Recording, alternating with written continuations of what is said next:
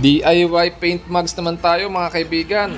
Ito nga pala yung gamit kong mugs. Bali ang brand niya ay Vosen mugs. Yan, kita nyo naman ang pangit na ng kulay, kaya pipinturahan natin yan. Ito, nilagay ko muna yung spare tire ko na Rota mugs. Yun o, napakaangas. Rota mugs yarn. So simulan na natin. Sa mga gustong matuto at mag DIY, watch nyo lang to. Let's go! Ito ang first step natin gagawin. Kumuha kayo ng sabon.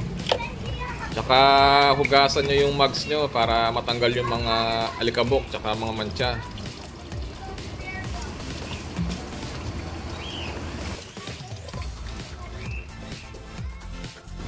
After nyo linisan at sabunan, gamit naman kayo ng liha na 400 ang kapal o ang number na liha.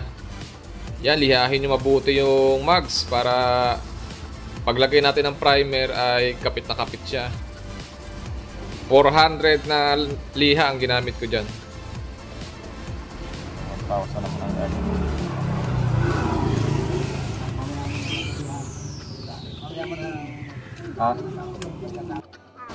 Ang sunod naman, kita nyo naman sa video, 1,000 yung ginamit ko na liha. Number 1,000. Bali yan, habang nililihan nyo dapat ay basa para maganda pagkakahagod. Siyempre kailangan basa para maganda, madulas. So let's go, tuloy-tuloy lang natin ang pagliliha. After natin maliha, medyo patuyuin lang natin para kapit na kapit talaga yung pintura nating gagawin. Papakita ko lang yung mga gagamitin kong pintura. Bali Samurai Paint ang brand ng gagamitin natin. Yan ang primer.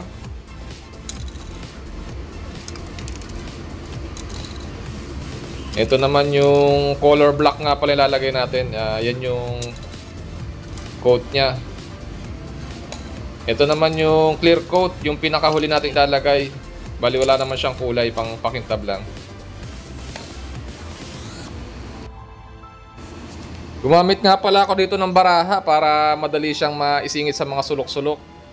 Para pag nagbuga ng pintura ay hindi malagyan yung ibang part na gilid ng gulong.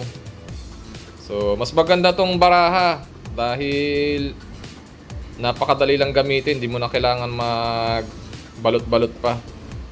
Yan, isusuksok nyo lang ganyan. Ito na yung finished product natin ng paglalagay ng baraha. Bali naglagay ako ng masking tape dyan sa loob dahil may paint dyan na chrome. Mas maganda gamitin yung masking tape para madaling ihulma. Yan, mas madali na natin mabubugahan yan. Ito, magbubuga na tayo guys. Bali, ito yung una natin gagamitin, primer. Samurai Paint Primer. Bali, fast forward natin para sabihin mabilis tayo magtrabaho.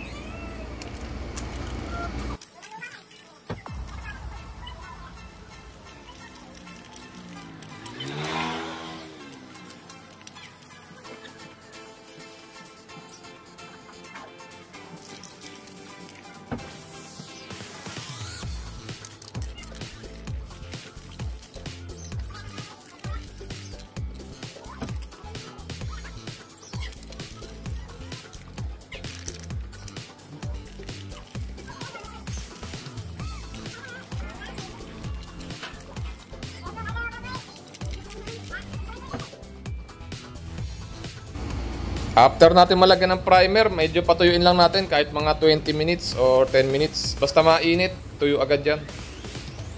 So ito ang next step natin, yung kanyang top coat na black. Napakaganda nito guys pag natapos.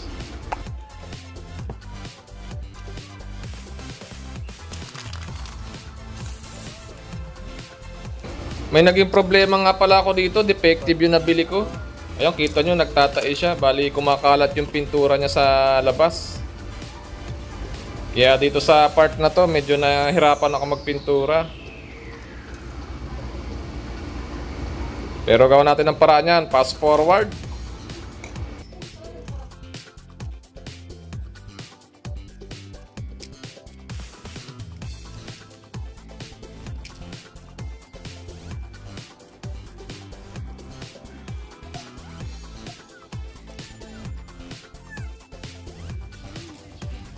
So ayan, ganun lang ulit. Patuyo ulit ng after 10 or 20 minutes sa initan para kapit na kapit yung susunod natin gagawin.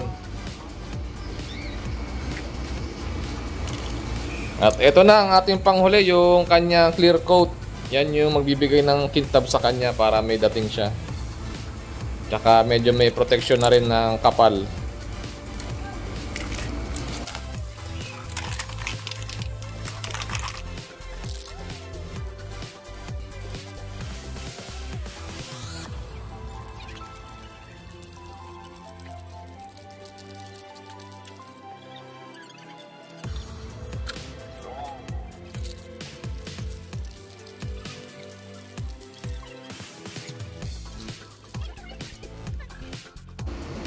So ayun, tapos na tayo mag DIY paint mugs. Ayan, parang bago na ulit. Kaya sa mga gusto mag DIY dyan, gawin nyo lang, huwag kayong matakot, kayang-kaya nyo rin yan. Kasya magbayad tayo sa mga paint shop na 1.5 ang isa. 1.5 siguro pinang mababa nun, edi 4 ang mugs. Magkano rin yun, depende sa single ng shop. Yang samurai paint, kung di naman kayo maselan, yan na lang gamitin nyo. Napakadali lang, basic. Sa mga gustong matuto at mga DIY tips or walang kabulang video, follow at subscribe nyo lang ako. Maraming salamat sa nanonood.